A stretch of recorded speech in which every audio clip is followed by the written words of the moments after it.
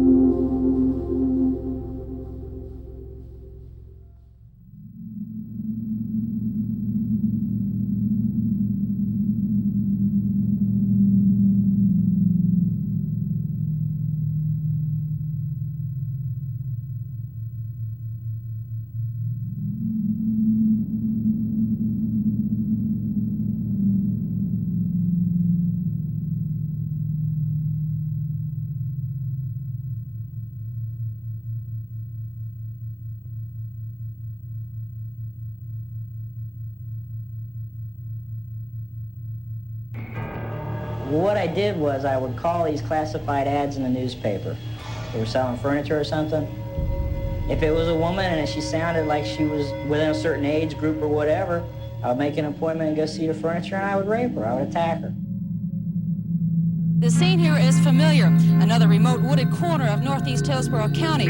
The serial killer stalking exotic dancers and prostitutes, raping them, killing them, dumping their bodies. The sheriff would not speculate at this time whether there could be more victims. Police reports indicate several other young women were seen in the same general area of northeast Hillsborough County for the last time.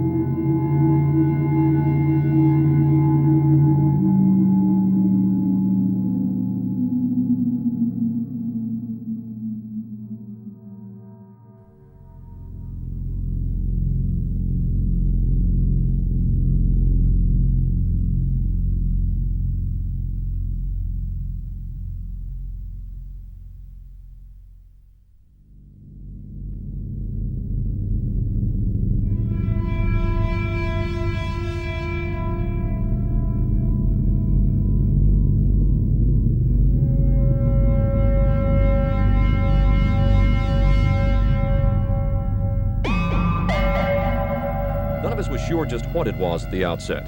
But this is where the first bits of information led reporter Steve Geiger and photographer Dwayne Martin. They did some hard digging and learned someone had been taken into custody by sheriff's deputies. They came up with a name, Robert Long, but that wouldn't be confirmed until hours later. We were certain, though, at that point, that it was not the discovery of another body. Rather, the man who had been taken lived here in an apartment above a shopping center on Fowler Avenue. A special task force investigating the rash of killings had been formed just 2 days before. It moved fast, like lightning, before evidence could be destroyed, we're told. Investigators searched the apartment, they looked through a dumpster and a car. Apparently they found what they were looking for and iced the case that they'd been building for a while. Throughout the night, as what was happening began coming together in bits and pieces, a source told us the man would be charged in the serial murders. But that was unconfirmed. Then the speculation that had been simmering all night came to a frothing boil. Late this evening, investigating officers from the task force have arrested and charged Robert J. Long, also known as Bobby Joe Long, of 5802 East Fowler Avenue, Hillsborough County, and we have charged him with 9 counts of first-degree murder, plus other charges of sexual battery and rape. We had thought Long would be charged with one murder. We were stunned when investigators unloaded 9 counts of first-degree murder on him. It all happened so fast and was executed with such necessary secrecy. Less than an hour after the sheriff's announcement, serial killer suspect Robert Long was led from the operations center in Ybor City to central booking on his way to jail. Robert Joe Long, 31 years old, apparently worked in Bradenton. And tonight, lawmen from Hillsborough County, Pasco County, the city of Tampa hope that the arrest of the man you just saw will put an end to a horrible rash of killings in the Tampa Bay area.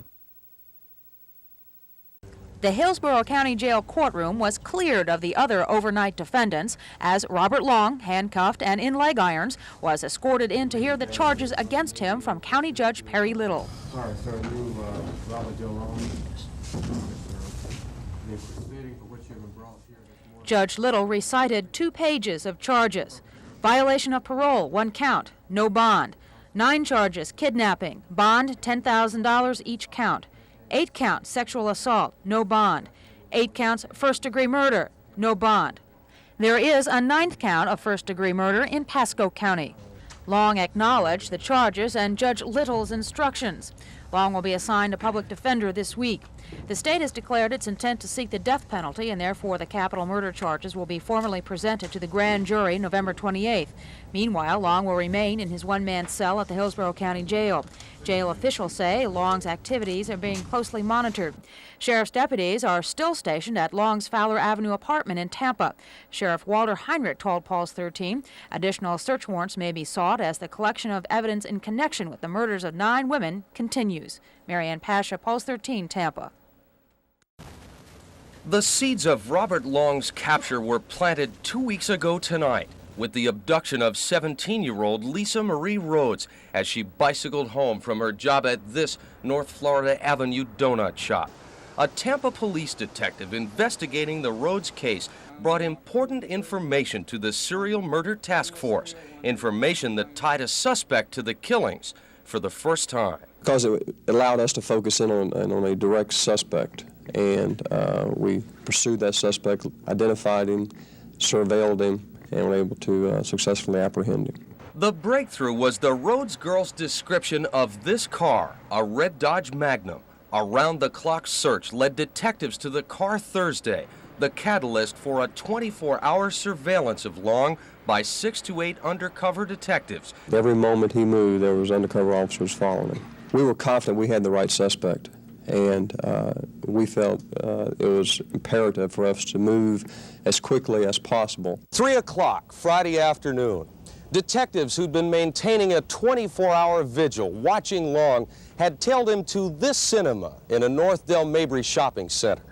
They staked him out from several locations in the shopping center, and when they were sure that an arrest warrant had been issued for Long, they moved in just as he left the movie theater and headed to his car. He was arrested without resistance right here. Well, the detectives were in here for about a half hour to 45 minutes watching the theater behind me. And all of a sudden they said, "We've got him." And they ran out into the parking lot. They handcuffed him, put him in the car, read him his rights, and then backed off. Handled it very professional. Task Force detectives say they have such a strong case against Long that even if they didn't have Long's statements, even if Lisa Rhodes had not escaped to tell her story, fiber evidence and items taken from Long's apartment would have been enough to charge him with all 9 murders. Said one detective, he didn't have to tell us a thing. Yet police acknowledge there could have been more murders if the pieces had not come so quickly together in those frantic 30 hours before Long's arrest. Warren Ellie, Pulse 13, Hillsborough County.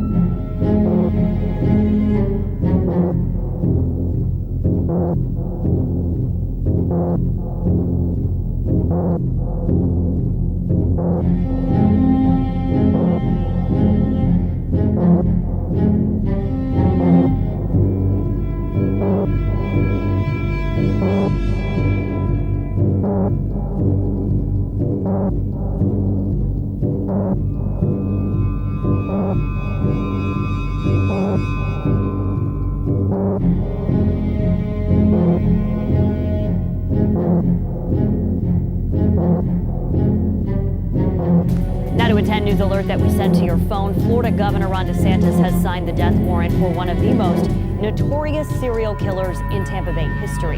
65-year-old Bobby Joe Long will be put to death for the 1984 murder of Michelle Sims. Sims vanished after Long picked her up on Kennedy Boulevard in Tampa. In May 1984, her body was found by Hillsborough County deputies. 10 homicides happened in the Bay Area over about 8 months, all of them attributed to Long. Long also claimed he raped 40 women in 3 different states. This is the first execution the governor has ordered since taking office in January. An execution date is set for Thursday, May 23rd.